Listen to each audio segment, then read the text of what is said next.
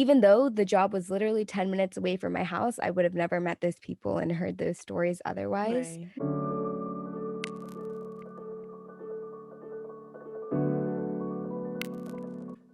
Hi, welcome to Adulthood Pending Podcast. I'm Brittany. I'm Annalise. And I'm Kimmy. We are a podcast for college students, recent graduates, or anyone else who is also figuring out that being an adult isn't as simple as it's made out to be. Join us each episode as we share how we're navigating our careers, post-grad lives, and the whole adulting experience. A big part of adulthood is starting your career, but we wanted to take it back a little bit further and talk about our first jobs and what we've learned from them. So first, we'd like to answer another question. And today's question is, if money didn't matter, what would your dream job be? I would love to. Maybe this is influenced by COVID, but I would love to be a travel influencer and just get paid to visit like luxury hotels and destinations. And even though I know it's definitely not as like idealistic as it probably seems, because after a while it definitely could get tiring, I just feel like to be able to do that for a couple years would be a really great experience. A couple of years. Ooh. Yeah, maybe like 3. So not Not like for a life. long term. Interesting. Do you have a dream job for life? Not yet. I don't know. Does anyone have a dream job for life? Yeah, I feel like that's hard. Sure. Do you, Annalise? Oh. I mean, it's not really like for life, but I feel like it would be a fun long-term job, which is to be a teacher at an international school. Like I don't see myself doing that for like 3 years. I can see myself doing that for like more than 3 years, but not necessarily at the same international school. Like I wouldn't mind like going to different international schools, but to be an international school teacher, only because I went to school, an international school, and this is so mainly for the holidays because as teachers you get like international teachers, you get if you teach at like a US school, you can get the US holidays, but you also get the holidays at whichever country you're in. I was gonna say, That's I feel amazing. like teachers that'd be a hard job for some people. Or just in general, it's a lot of work. Yeah, but it seems kind of fun to me, at least, to like plan lessons. And then I feel like I'd be really awkward at teaching, but the whole part of planning seems fun. Maybe you could be a wedding planner. Oh, I actually did think about that. I thought of being like a wedding planner or like an interior designer or something. Things that required a lot of like planning and creativity. That's fun. Yeah, I said that I feel like it'd be hard to think of a long-term dream job because currently I'm actually working one of my dream jobs, which is to be a barista. When I was younger, I said I either want to be a barista, a waitress, or a lifeguard. And for at least one point in my life. What's so funny? It's just I feel like they're so different. Or the first two are similar, and then the lifeguard. I feel like they are somewhat tied into positions of authority. So like that. Well, maybe not so much barista, but like, waitress. They really hold the power in what you can eat, and then lifeguard, they can literally save your life. Wow. But yeah, so I'm working that now. I've been working for about a month, and I really love it, which is interesting because I like the idea of it before, whereas like I didn't think about the practicality of what day-to-day looks like. But it's really enjoyable. My days go by pretty fast, but I don't know if I could work it when I'm like 35, and I don't know. I could just see myself getting tired of it. But those were my dream jobs, and currently living one of them.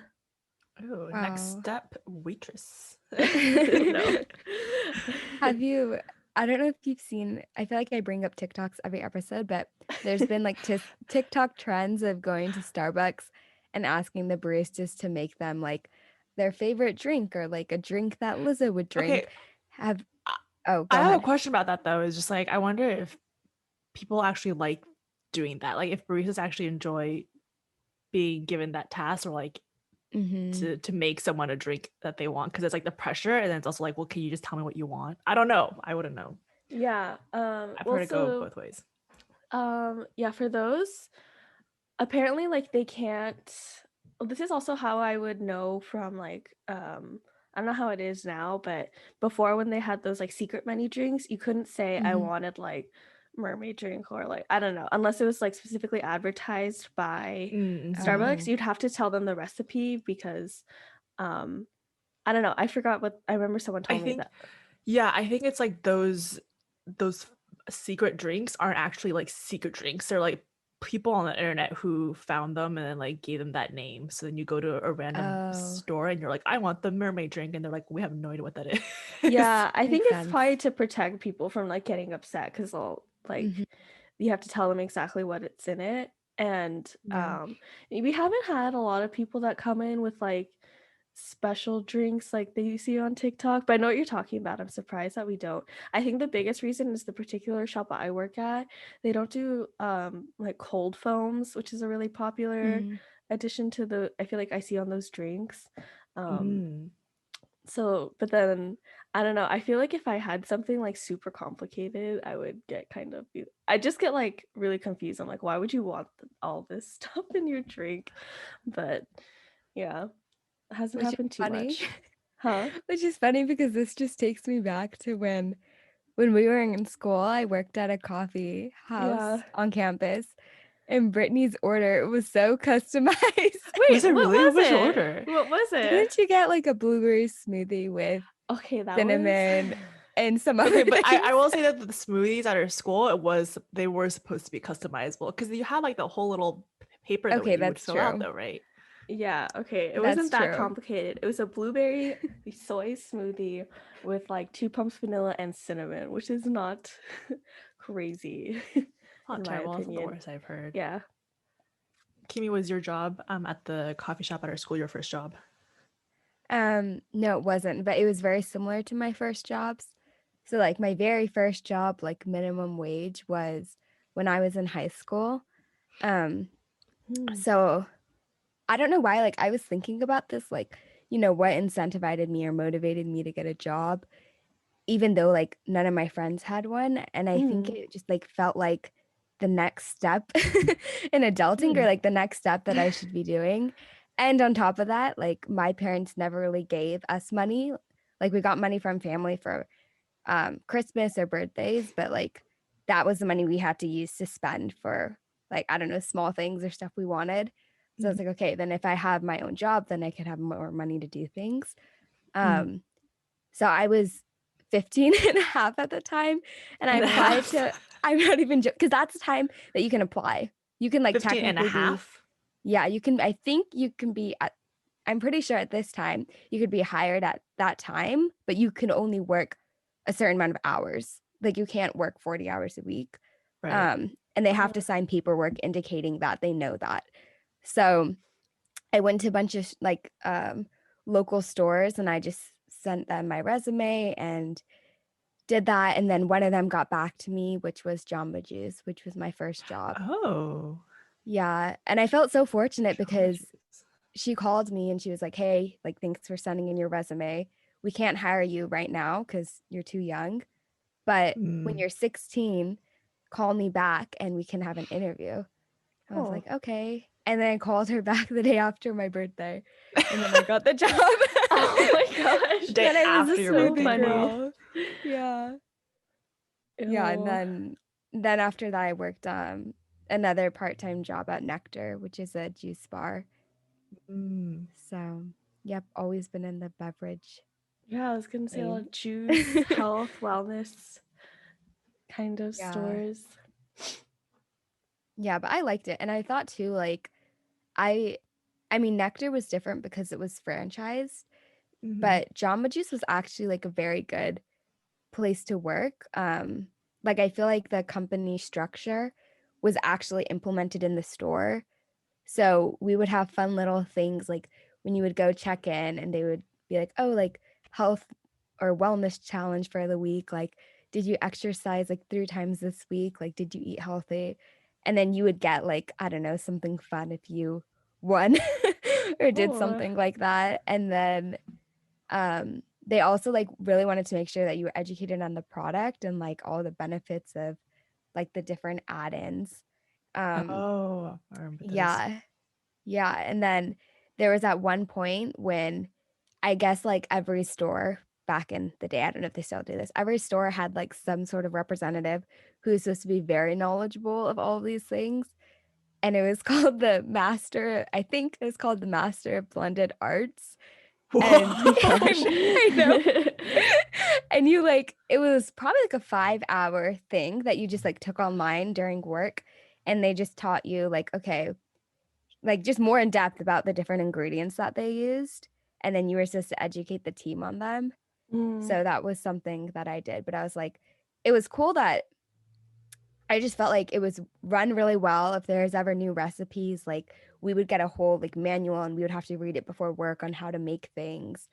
Um, so yeah, I enjoyed it and thought that it was just like very well done. Like I definitely understand why now if you go to Jamba Juice in like one state versus another, it probably is similar just because it's very well structured. Mm. Yeah. Wait, didn't they have sherbet in some of their drinks? They did. That was something I learned. Oh, what's the health So, benefit of sherbet? okay, so there's definitely drinks, right, that like had sherbet or that were made from That's what I got. I was concentrate. heartbroken that I was people were like, that's not actually that healthy.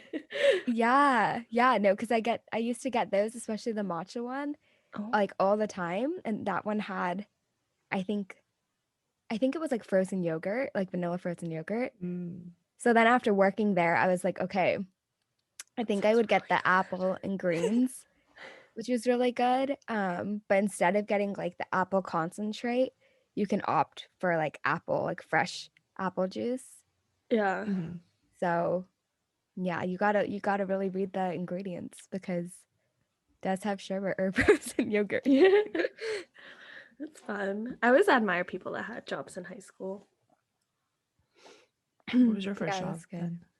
So my first job was I'd say I have like a couple first jobs, like my work study job at school, which I started in freshman year, was an office assistant at the post-bac pre-medical program at our college. So post-bac pre-medical programs were programs for people that already had an undergraduate degree, and there's two different types. One, you can either like if it's for people who don't have any like experience or classes related to like pre-med requirements, but then they choose to go to med school, or those that didn't do so well in med school or in undergrad but like take upper div classes to show that like they're serious, maybe just like, you know, undergrad, some people just have a hard time, and but that shouldn't, you know, hinder your prospects of going to medical school. So Mm-hmm. ours was the former, so the ones for people that didn't have a lot of any experience. And yeah, my day I got it because I was a hardcore pre-med student when I first started college, and then I thought it was a good way to have access to resources about like what I should be Yeah. doing, and like just like the ins and out of the application process, because it's like only a 1-year program, so people are actually applying to med school by the end of the year. Mm-hmm. And yeah, other than that, I was an office assistant, and I was just like doing tours. Sometimes I would do a lot of like emails, calls, make a lot of files for the applicants, that kind of stuff. And my other job was I was a chem TA for I can't really remember how long. It's either 1.5 or 2. I forgot when I quit.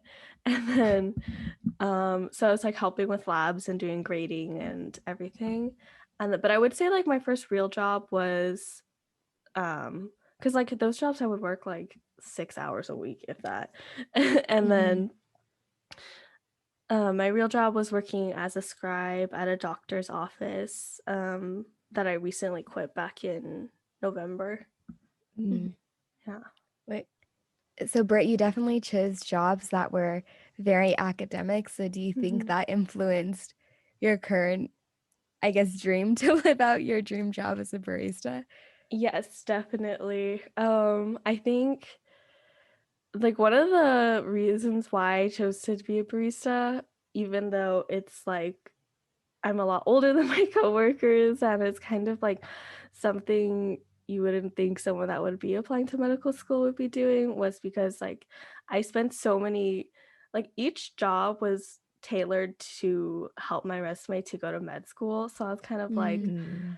you know what? I haven't done anything fun. I'm just gonna do this for myself. So Mm-hmm. yeah, I mean, not to say I dislike those jobs. I actually, for the most part, did enjoy most of them. I loved my coworkers for most of them as well. And it's not to say I like regret anything, but it's just I don't want to have that regret of not some of trying something new and fun when the chances of me doing that aren't available to me anymore. Mm-hmm. Yeah. Anyways, what was your first job? I don't know why this is so hard for me to answer. I'm just I think like I've done like so many. So I guess like the first job where I was paid was like my mom was my employer. It was like what typical, I guess, first gen kids have to go through, where they help their parents like translate stuff. So my mom would give lectures on, because she's a traditional Chinese medicine doctor. So she used to give like lectures to like local schools um Oh. in China, and like also would do other things at like other organizations. But a lot of it was like having PowerPoint slides. And so that's how I earned my allowance, was that I would do PowerPoint slides for her and then like write things up and pick pictures from Google Images and make it like I have like this very distinct memory of just like sitting at the computer with my mom next to me and like picking out pictures and typing out everything that she wanted to say. Would So you I guess log that your was my first hours? job. No. Not Yeah, like supposed.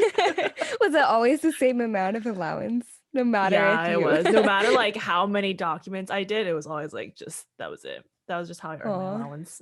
And then um I worked like this unpaid job.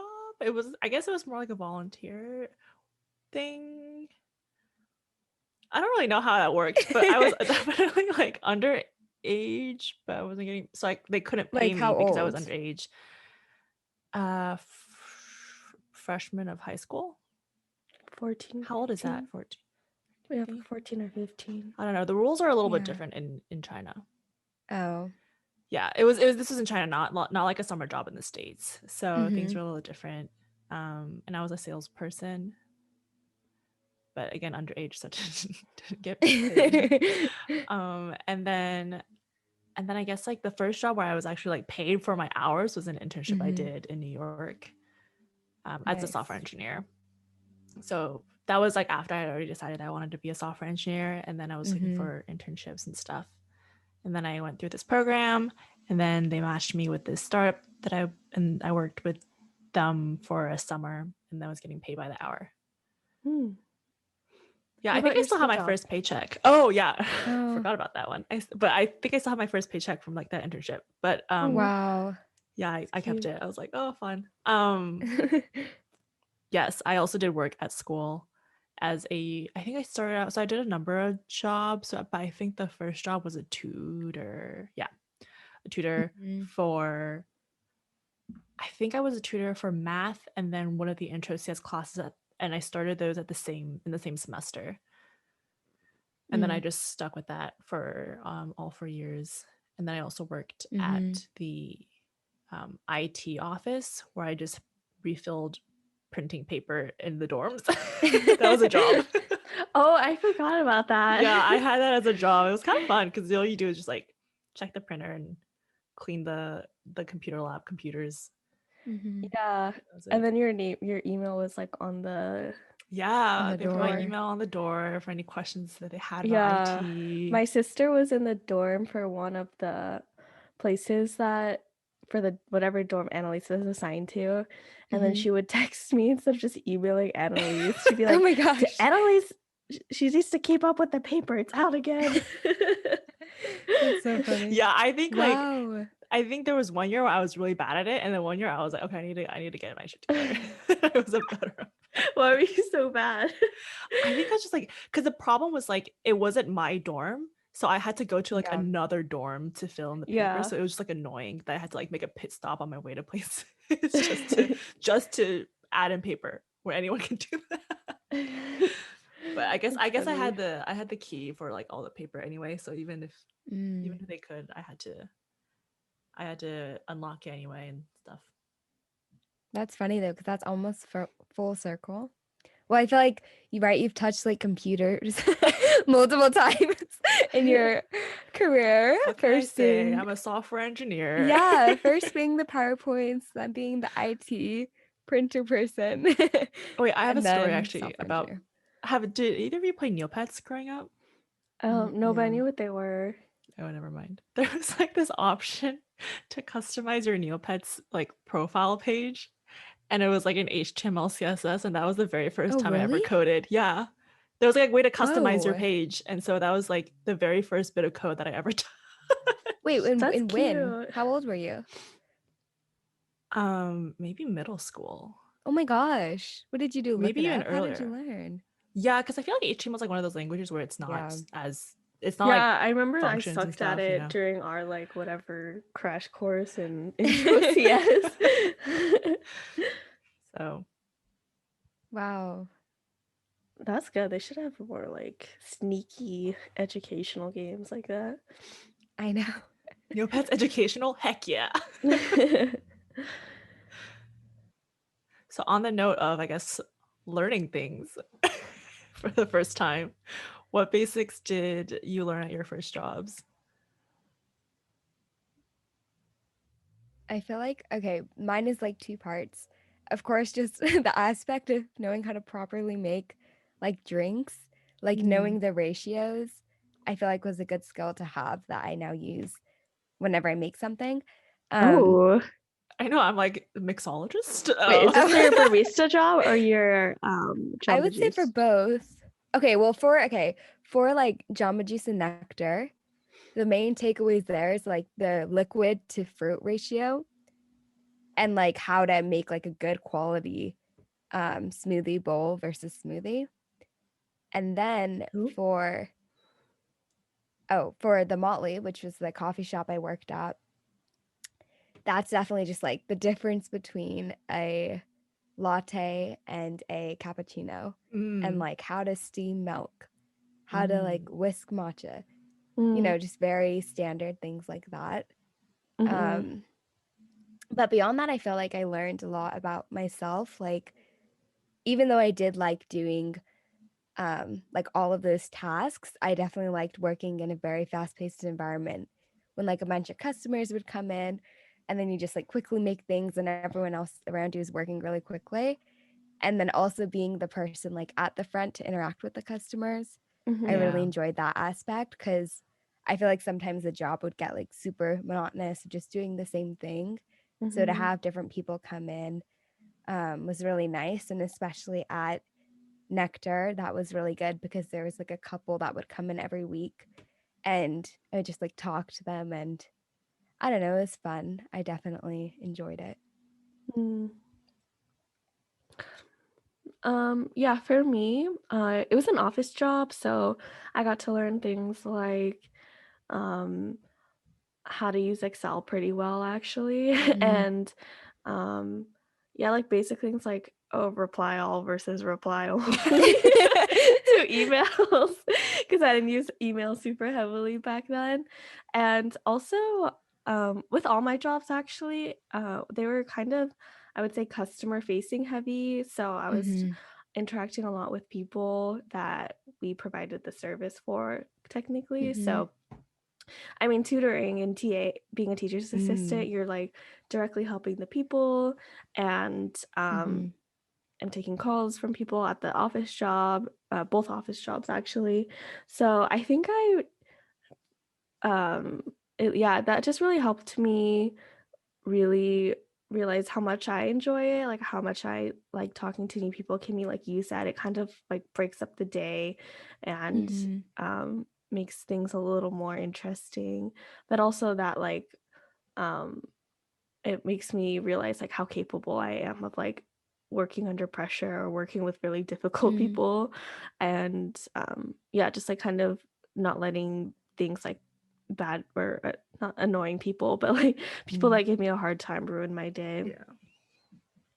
Yeah, I feel like mine's kind of similar. So like the one where I was a salesperson, obviously I had to talk to a lot of people, and then like getting up that courage to approach strangers, like, hey, you want to buy something? You know, PowerPoint, obviously I picked up on that. And then like similar to you, Brittany, the whole tutoring aspect of like working with people and teaching and stuff like that is something that I learned, and maybe that's why I wanted to be a teacher. Maybe, but maybe not, because I've had that dream job for a while. But I guess I was also a tutor in high school, like as part of like an after school activity situation for elementary kid students. So maybe that stems from that. I don't know. But yeah, the whole idea of like teaching and like mentoring and communicating. So it seems like I mean, I guess honestly both of your jobs have impacted where you want to go. Like I already mentioned, the computer kind of trail for Annalise. And then for Britt, just doing so many things that were already like pre-med focused, but that seems like, or at least you said that was intentional, right? Like you didn't try those things out and then decide, hey, I want to do pre-med. Yeah. Yeah, I think like I mentioned, the whole idea of tutoring and mentoring, and then combine that with my interest in coding. I don't say computers because I'm not that into like building my own computers and stuff. Like I know some people are, but I'm not interested. So I think that maybe set me up for where I see myself long term. Like I think down the line, I do want to be a manager. And so having like my experience and my background in past jobs or past experiences where I was a tutor or a mentor, I think that it's like maybe set me up to want to become a manager. Or maybe I found those jobs because I always wanted to be a manager. I don't know. But basically for me, like long term, I do want to be a manager and not like code for the next 10, 20 years. So yeah, it's just interesting to reflect back on like my first job and all like the other smaller side jobs that I've had as well. And a manager is still being in like the software space, so just like overseeing the software engineers. Is that what you mean? People ask me that, and I don't even know what that means because I don't know. I definitely want to be a people manager, so like managing people, and I guess like, I guess my background in engineering would only mean an engineering people manager. Like I can't be a people manager for Trader sales. Joe's. Yeah, that would be kind or of Trader random. Joe's, you know. I mean, I could, but like I don't know if I would have the The proper skills. skills for that. So sure, an engineering people manager. Let's go with that. What about you, Kimmy? Because you just got your first job. Congrats. Yeah, I got my first job. Thank you. Yeah, I was trying to think too, like, I mean, now that, more things feel like they're in stone, I feel like this is a great episode to just kind of reflect back on, how you got there or whatever. But I mean, now I'm doing marketing and I really like it. And I didn't actually start doing like marketing professionally in an internship type of environment until about a year ago or a year and a half ago. But as like Annalise and Brittany were kind of mentioning the things that they did throughout school, that reminded me like in school, I was very involved in student government and we had to plan a lot of events. And with planning came marketing, but it was more like doing social media, doing like a lot of graphic design or video editing. So in my eyes, when I was doing those things, and then like later was a part of an organization that did that just like at a larger scale for a conference, that to me didn't really feel like marketing, it felt more like designing because I was like creating these flyers or creating these like schedules for people to easily understand. Um, but then now that I think about it, I'm like, okay, it is marketing. It's just a different aspect of marketing, like more in the creative end Mm-hmm. versus now I'm like more in that intersection of both, like using data and using creative together. Mm-hmm. Um, so yeah, I mean, I definitely like marketing and like I do think without those experiences, I wouldn't be into marketing today. And then, oh, even thinking back, like even when I was younger, I like made these bracelets and I sold them and I made a website and that's kind of like Oh, web Oh my development, gosh. right? I mean, it was through one of those websites like WordPress. yeah. Even before WordPress existed, there was They a had smaller sites like one. that before. What, Blogspot? I think it was Blogspot. Yeah, Like it was Tumblr. Blogspot. And then like making little business cards. And even when I babysat, I Whoa. Oh made my like gosh. little business cards just Oh. because I like to do that. I was like, oh, this is fun. Um, so yeah, being able to be creative and apply it in a professional setting is cool. Mm. And also just like to have that experience. So when I do work with designers, I'm like, okay, like here's kind of what I'm thinking, like, and I can still have some of that language because like Illustrator and Photoshop haven't changed too much to Mm. guide them if they need it. So Mm. yeah. Amy totally like brushed over this, but she signed her first job out of Oh yeah. college. Very Yay. exciting. Thank Our little you. Kimmy's all grown up. Yeah. It feels good to have something secure. To circle back when we were discussing our part-time jobs, something that I really enjoyed out of them was like being surrounded by people that I might not face or that I might not be friends with every day. And Mm-hmm. like, Mm. you know, being in an environment where people are coming from maybe different cities or they're just like different ages is definitely an aspect that I enjoyed out of them. Mm-hmm. So I was wondering if you two like had similar experiences where your environment was definitely different than what you grew up in. Mm-hmm. So at my startup that I worked at in the summer Mm-hmm. in New York, because I guess the other jobs that I had were all like, well, okay, the one with my mom was just me and my mom. So that's it. And then tutoring is just like me at school. So it's still surrounded by Uh-huh. people at the colleges. But I Yeah. guess like the first time, so I guess there are two things. One was when I was working as a salesperson, um, it it was like in Shanghai, and so all the other employees with like, so some of us, there were like maybe 3 or 4 of us who were also students from my high school, and then everyone else were like Mhm. full-time employees from like Shanghai or from China or the other cities in China, and like there were students who were in college there and like the local colleges who were there. So that Mm. was like my first time working with people outside of my immediate like circle of Yeah. my immediate circle. So that was really interesting to just be kind of hit in the face of like, oh, there's definitely people outside of school. Mm-hmm. And then when I was interning too, it was a super small startup at the time. So it was me, one senior engineer, the CEO, and like one other person. And that was the whole Wow. company right there. And everyone was like working in at least their 30s. So I was the youngest. And that was just really interesting to just be in that Yeah. setting, you know. Mm-hmm. Wow. So Yeah. mhm. Yeah, for me, I would say like at least my tutoring job, I was literally with students, so that wasn't too different. But the office Mhm. assistant job I had, I was working pretty closely with the like administrative coordinator and the director of the program, and Mhm. they were just like older women, you know, have their families and kind of um yeah, we're just like very different from a teenage Yeah. college student. Mhm. But I don't know, like I look back on that job with so much nostalgia. It was really nice to get to know these women who Mm. were in different parts of their lives than I was, and Mhm. Mhm. I think it was I definitely looked up to them with kind of like a motherly affection Oh. because Mhm. they were just so like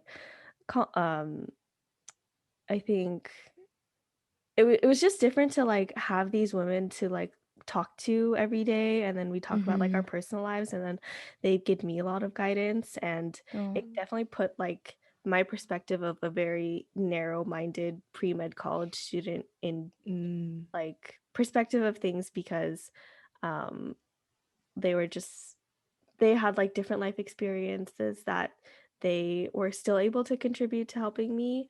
Mhm. And so yeah, I think it was um definitely a change to befriend these older women. um and like it was just kind of also interesting to be in the same sort of working position as them. Like obviously they were a Mhm. lot higher up than I was, but like we were all working at the same office, and I was a lot younger than them. So I think like yeah, just working through that dynamic was also kind of something I learned through by working at that office with them. Mhm. It's kind of funny because I feel like now you were mentioning, or you told us that like where you currently are as a barista, you're older than most of Yeah. the other baristas. Mhm. You're There's like also flipped. that. Yeah, it's also I'm there are a couple people my age, but a lot of them are like high school students. So it's kind Mhm. of funny to like I don't think that it's not like I'm looking at them the same way that like the people that I worked with older than me are looking Mhm. at me, but I'm definitely seeing my coworkers and like thinking that like they um know everything that's gonna happen to them, and like they're like, oh, I'm gonna go to college and do Oh. this and this and this, and Oh. like thinking them seeing that they are so assured of themselves, Mm. and like there's me like applying to med school, working at a coffee shop, and I'm like, yeah, no, they definitely don't know what's ahead of them.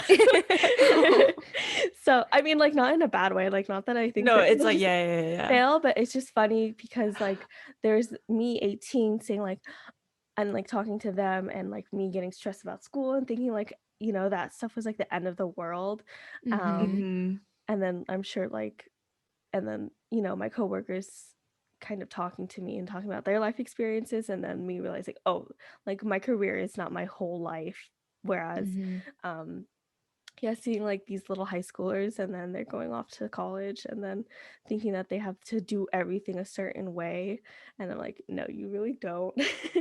So Yeah, I think there that's was just a that flip is really funny. yeah, I don't know how it was like in your high schools, but like I feel like there's a lot of pressure at my high school to do a lot during your Mhm. downtime. Like internships were a huge thing at my high school. Like In everyone high was school? really Oh yeah, my in high god. school, Wow. like everyone was super competitive. No. If you didn't have an Wow. internship your junior, senior year or junior year, especially, you were basically not going to get into a good college according to people Oh at my my school. gosh. We were a really competitive high school. Oh. So Yikes. yeah, and like I just remember everyone would compare like what they were doing that summer and like where internship they had.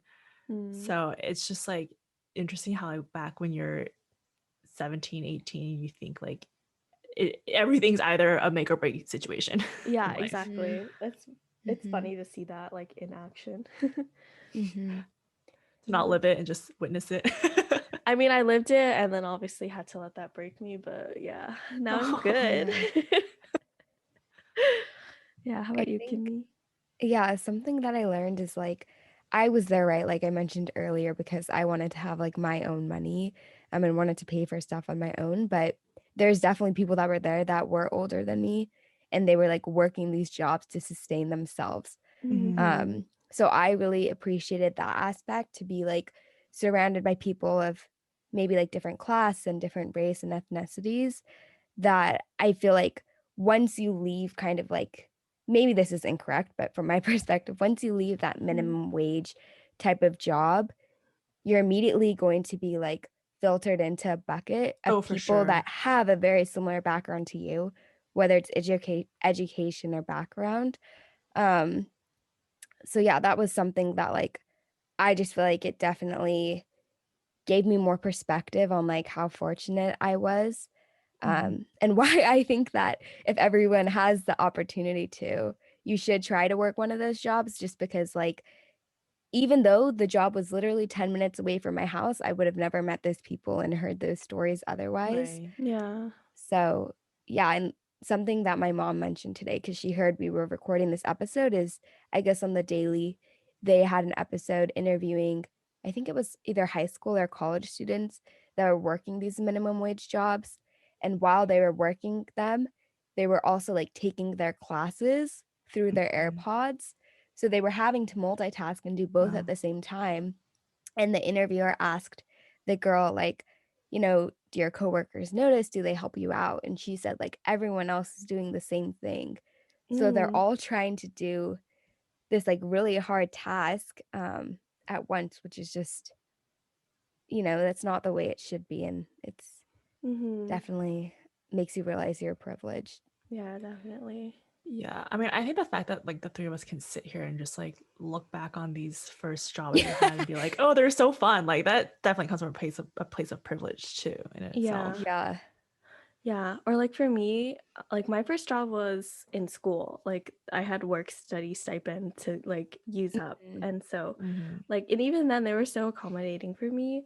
Whereas like I'm kind of like ashamed to say I remember like in high school I would think that the people that had part-time jobs or like would Mhm. work were just like not as focused on getting into a good school and getting and worrying about their Mhm. education as I was. Whereas obviously that was not the case because I knew a Mm-hmm. lot of people that Mhm. actually had to, like Kimmy said, like sustain themselves or like help their Yeah. families and stuff. Mhm. Whereas I would think like, oh, if you have a job, you just like worried about making money and having fun, and not like doing things in high school to like further your opportunities in life, which Mhm. ultimately in my mind like boil down to getting an education or a degree. Yeah. So yeah, that's definitely something I've um been like ashamed to think that I thought that way because here I am working a minimum wage job, and I have so much admiration for people that were able to like juggle school and work. And I I look back at the time when I thought that and just think of like how much privilege I had to like not worry about money or like Mm-hmm. me to like Mhm. think that or just have the opportunity to focus on school and not worry about having a job, so that because I needed money and to make up income. Mhm. So to end and to reflect on this episode, what is one lesson that you've learned from your first job that you've been able to apply to adulthood? Something for me is probably money management, like being able to get that check at the end of the week and then depositing it in my checkings and figuring out like how much I want to add into savings, and Mm. also being able to save my money for like big things. That's kind of what I did when I was younger. Um, yeah, those were sorry. Those are the lessons that I had learned. I would say I really wish I was more aware of how fortunate I was to come in contact with people with my part-time jobs, because like Mm, we've kind of touched on, like I don't think there's going to be a time where I'm going to really be in contact with them for a certain or be in mhm. contact with them for like a long time. And yeah, we kind of like email back and forth, but I really Oh, miss the time when I would like talk with my coworkers every day and kind of just catch up with them. So yeah, moving forward, I'm really valuing the relationships I'm building with people and kind of just like mm, not using the time at my job to complain the fact that I'm like, oh, I have to work right now, because uh-huh. like you really do get to be with people that you'll never be with again. Mhm. Yeah, mine's a little similar. In that I think something that I've learned is to also just to look at your surroundings and the people around you. Like Mhm. you not necessarily don't take your position or your current job for granted. I think like I'm really fortunate to have to work with some really great people and to be able to not just focus on my own career, but also to like look at others and learn from the people around me and to um, just build relationships with the people around me as well. Mm. Mhm. So we do recognize that we all have had different first job experiences, and so many other people have different experiences that might have come out of necessity or maybe just to get some extra cash. But it was really fun hearing about your stories of your first jobs before we met. Yeah. So thank you everyone for listening. You can follow us at Adulthood Pending Podcast on Instagram or email us at hello.adulthoodpendingpodcast@gmail.com. Join us every other Monday for new episodes. We can't wait to share our stories, and we're excited that you're with us on our adulthood journey.